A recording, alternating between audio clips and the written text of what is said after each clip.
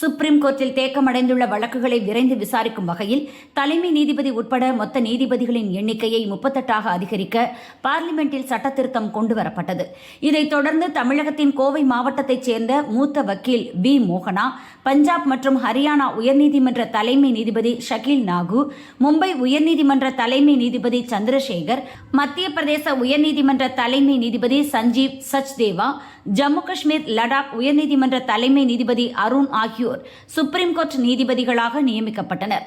இன்று மூத்த வக்கீல் மோகனா உட்பட 5 பேர் சுப்ரீம் கோர்ட் நீதிபதியாக பதவியேற்றனர். Warrant of appointment of Honorable Srimati Venkata Subramani Mohana reads as under.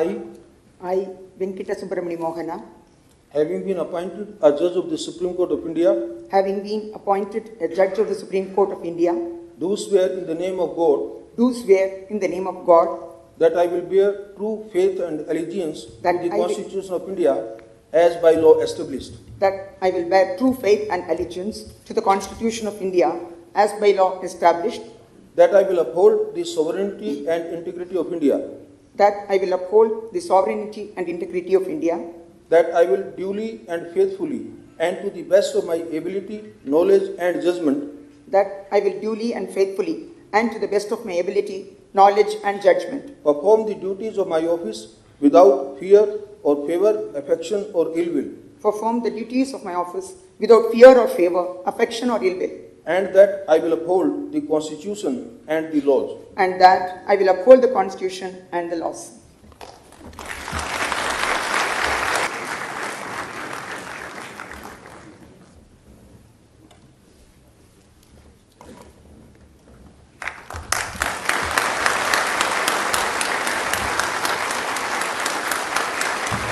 அவர்களுக்கு தலைமை நீதிபதி சூரியகாந்த் பதவி பிரமாணம் செய்து வைத்தார்.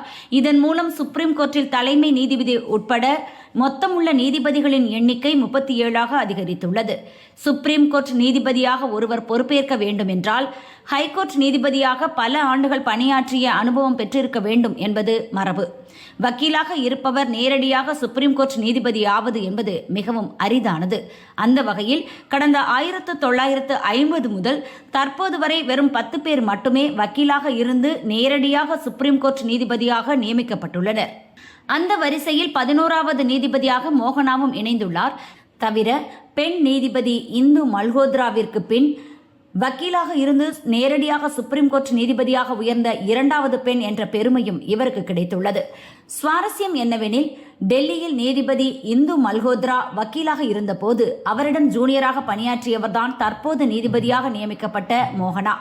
கோவை சட்டக்கல்லூரியில் 5 ஆண்டு கால சட்டப்படிப்பை முடித்த நீதிபதி மோகனா மூத்த குடிமக்களின் சொத்துரிமை, கர்நாடக ஹிஜாப் தடை உள்ளிட்ட முக்கிய வழக்குகளில் ஆஜராகி வாதிட்டவர்.